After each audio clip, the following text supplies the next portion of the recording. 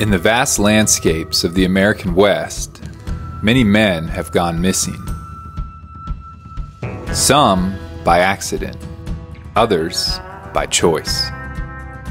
There's a legend that tells of a place so unbelievably remote and hidden that decades of infamous outlaws used it to seemingly vanish.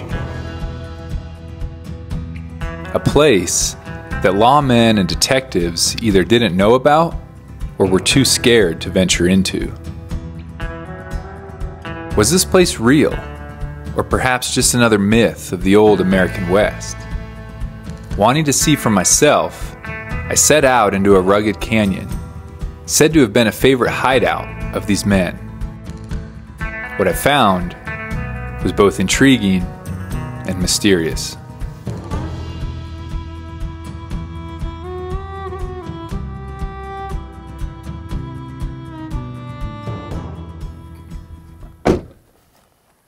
Hey everyone, it's Andrew from Desert Drifter. Thanks for tuning in.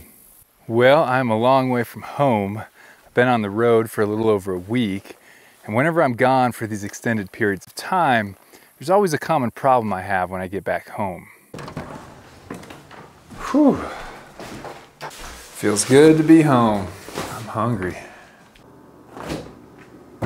Are you kidding me? This ain't gonna cut it. Evelyn! Are you blind? There's Factor 75 in there. I'd like to thank Factor 75 for sponsoring this video. Factor is a company that sends fresh, never frozen meals to your doorstep. Every meal is chef crafted and ready to eat in just 2 minutes.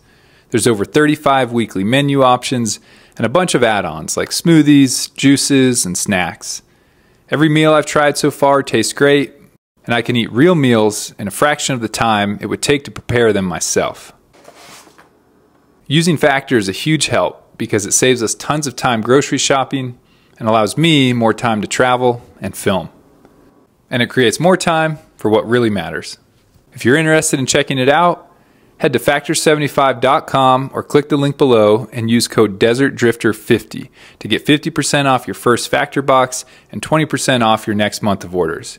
That's Desert Drifter 50 at factor75.com to get 50% off your first box plus 20% off your next month of orders.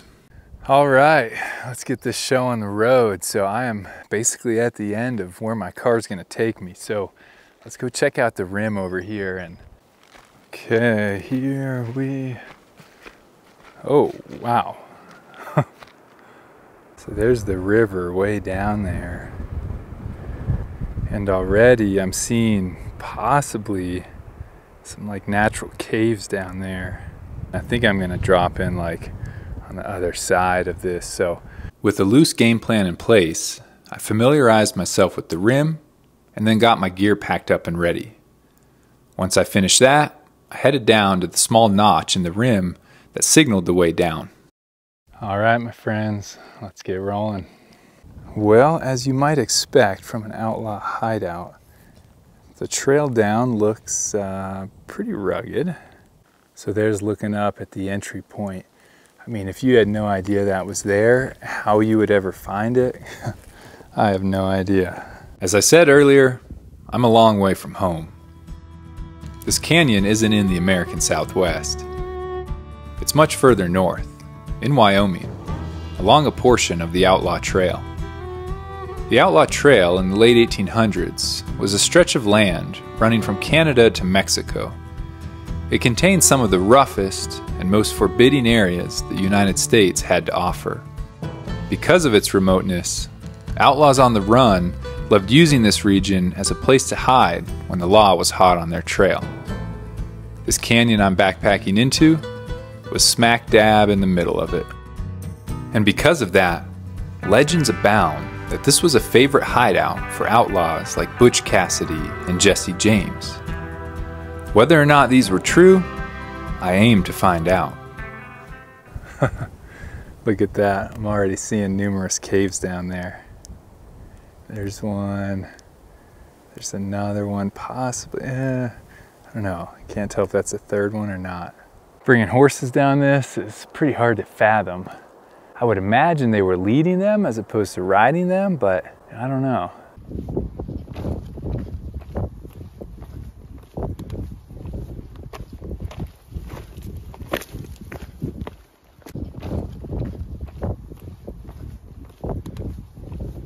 Getting closer. Man, it's beautiful down there. We are down, my friends. That was a little sweaty, but in the shade now. Oh man, I just saw a huge trout dart out. Really wish I had a fishing rod and reel right now. It's a real deal river down there. I'm probably 20, 25 feet above it. I'm cliffed out. There's the initial cave I saw, so I need to see if there's some way down here maybe to get down. But as I was working my way down, I also noticed that right there. And that looks easier to get to because it's on this side of the river, so maybe we'll start there.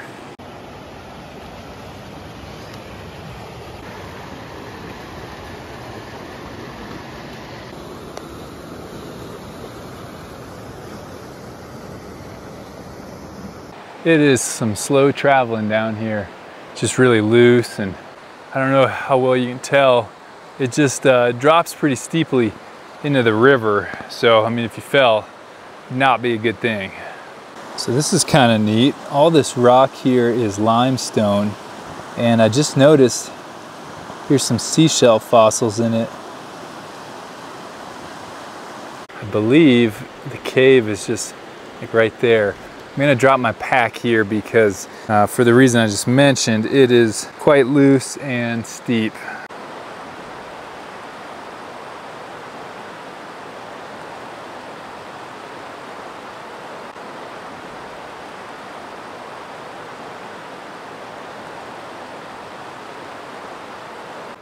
Huh. Interesting. Let's see if anything's on the walls. So this is on the roof. Now whether that is like initials, you know, LS or some kind of a cattle brand, I don't know. There are other things like that on the walls. They're just kind of hard to make out. They're all done with charcoal.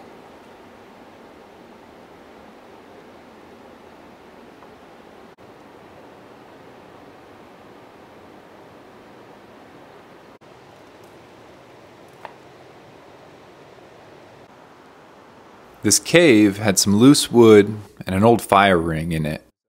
I assumed those were from a more recent time, but I also thought it likely this cave had been used for centuries. It was a good size, was flat, and dry. I also noticed it was completely hidden from the rim. Exactly who used this cave and why, well, I hoped the rest of the trip would shed light on that. It appears like there's caves all over the place. I think that's one down there more at river level. And the other one that I saw, you know, that's across the rivers, I think, actually, I don't know, it's somewhere over there. It was pushing 6 p.m., and I decided this was as good of a spot as I was going to find. So I brought my gear up into the cave. So I'm gonna change into my sandals right now because I really want to cross that river, and I don't want to get my shoes soaking wet yet. Tomorrow it's probably inevitable, but I'd like to preserve them at least tonight if I can. I had to go through a field of poison ivy on my way down, so let's try to get that off of my legs. See the trout right there?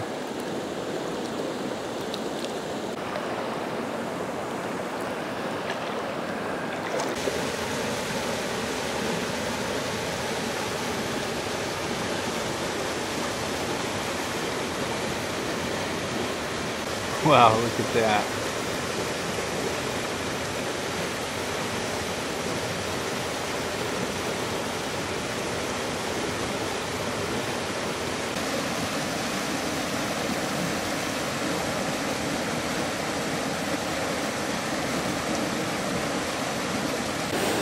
What can I say? Circle of life out here. Okay, so I think this looks like a loose slide that might take you up there. Interesting. There is a lot of blackening up on that. Whoa, what is that? Huh.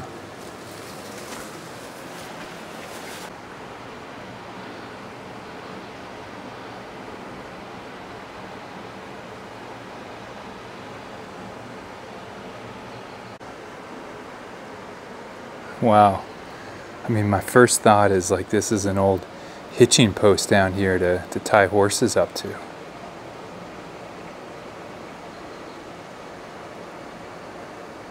Goes all the way up to the ceiling there.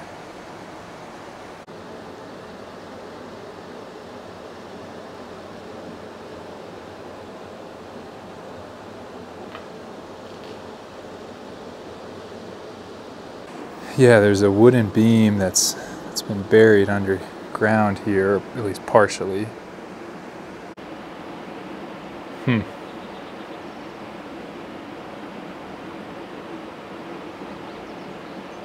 So to put in perspective everything, I came in through that notch right up here. So that was the way in, you know, the river is right below us here. And then, yeah, possibly the cave where you tied up the horses, stolen horses, that is. I don't really know why you'd build this all the way down here, if you weren't looking to hide, that is. A huge old fire pit.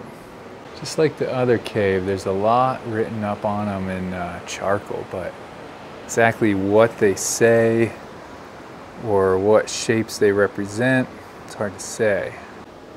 So there's a lot here. I mean, you've got, I think that's 66 up there.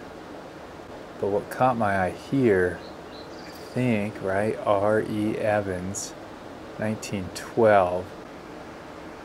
There's also a name below it. It says 16. So is that 1916 or 2016? It's hard to say. Here's a 1914, but I don't see a name. Oh, well, maybe. Something. Chumble? So here's Sam and Nellie Sue. You don't see that name much anymore. Looks like 1968.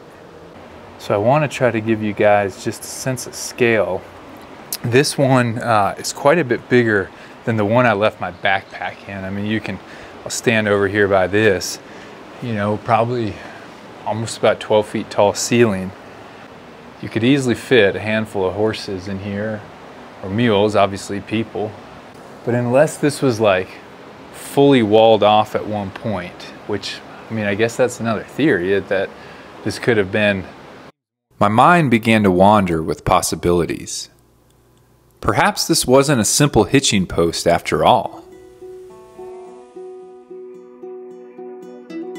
What if it was the remains of a much larger wall? Something that completely closed this cave off. If you remember, from the right angle, you can see this from the rim. Did outlaws seek to camouflage this opening? Was this beam, running along the ground, evidence of a more significant structure? But even if it was just a hitching post, why would anyone bother bringing horses into this dangerous canyon unless they were looking to disappear?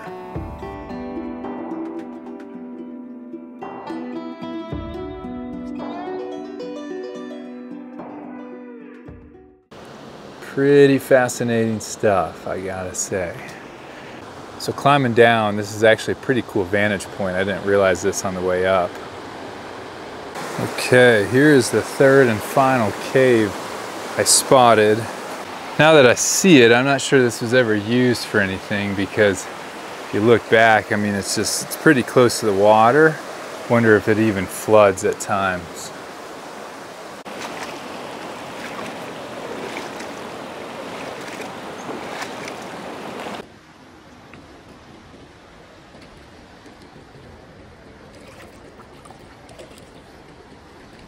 All right, let's get some dinner going. Perhaps not a surprise, but rural Wyoming didn't have tons of options, so I just got a can of chili and some minute rice somewhere around here.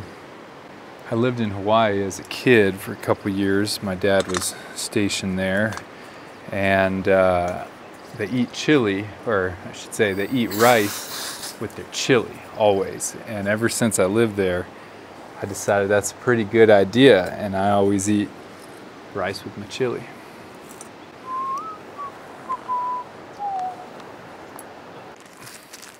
As I cooked, I tried to imagine what this place would have been like over 100 years ago.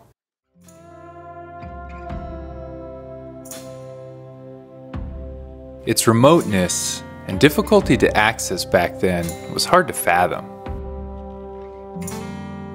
Even today, the effort it takes to arrive at this canyon is significant. Whatever the men and women who lived back then were, they were tough. My mind drifted to friends and loved ones. What were they doing this evening?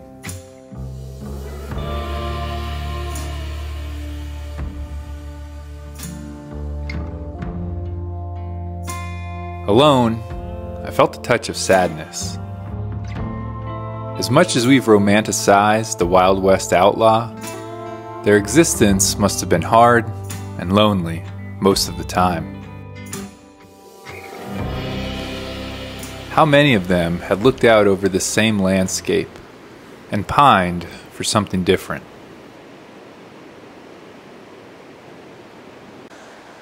Well, good morning. The sun is coming up out here. It's a beautiful morning. I slept like a rock in here. I don't care how many banks Butch, Cassidy, and Sundance might have robbed. I don't think they had a backpacking pad as comfortable as that. Despite the mysteries of the day prior, one thing was clear. This place was beautiful. Anxious to explore, I ate a cold breakfast and got my gear packed up.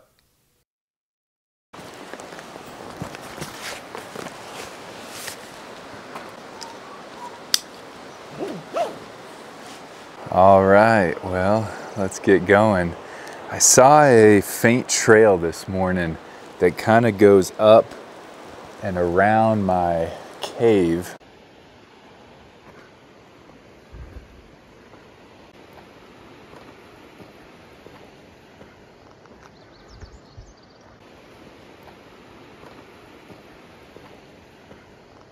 Well, so much for that. The trail pretty much vanished, so I'm gonna backtrack and find a way down to the creek. I guess it's inevitable.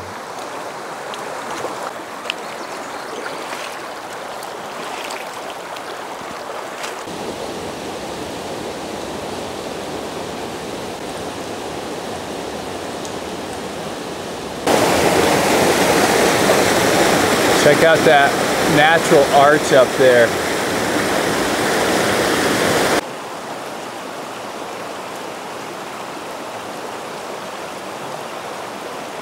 Travel was incredibly slow, albeit beautiful.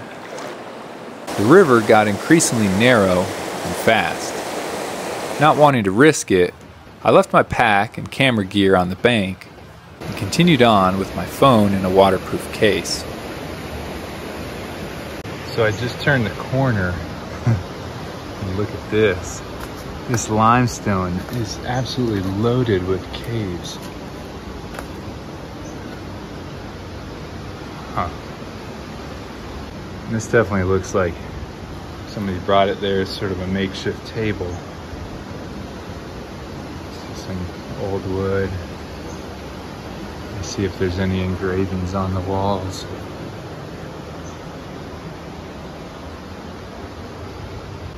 Ooh, dang. I left my headlamp back at my backpack. Let me turn this off so I can turn my flashlight on. Okay, I put the flash on. I don't know, it looks like, I don't know if they have pack rats up here, but it looks kind of like a pack rat has brought stuff in. That is quite a little hidden room though.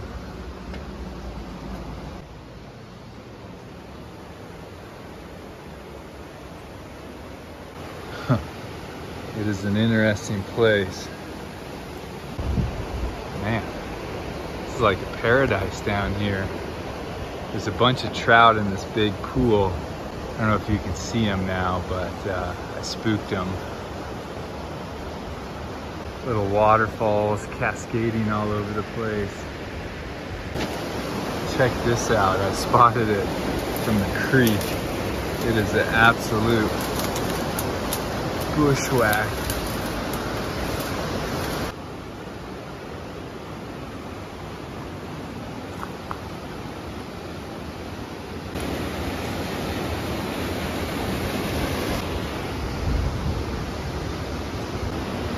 Look at this piece of driftwood here.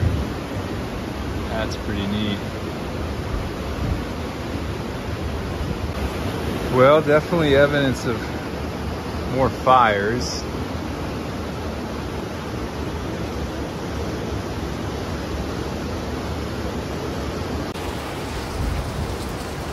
There are some things on the wall. Hideout. Can't make that out. I had to admit, this canyon felt more like a paradise than an outlaw hideout this morning. As I continued on, I decided that this was indeed an ideal place for an outlaw. Natural springs, arches, and caves were abundant. The small notch that led into the canyon would have been like finding a needle in a haystack.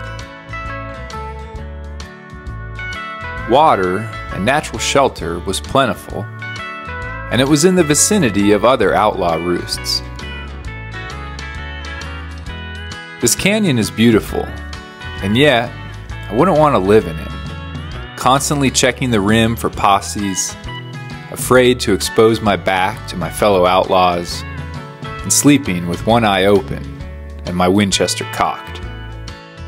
I came in here to determine if the local legends were true. After seeing what I had, I admitted they seemed plausible, at least some of them. Was knowledge of this hideout passed down through the ranks of Western outlaws? Possibly. The wooden structure of day one was incredibly intriguing. It was clear evidence that someone had put time into developing that cave. For what purpose?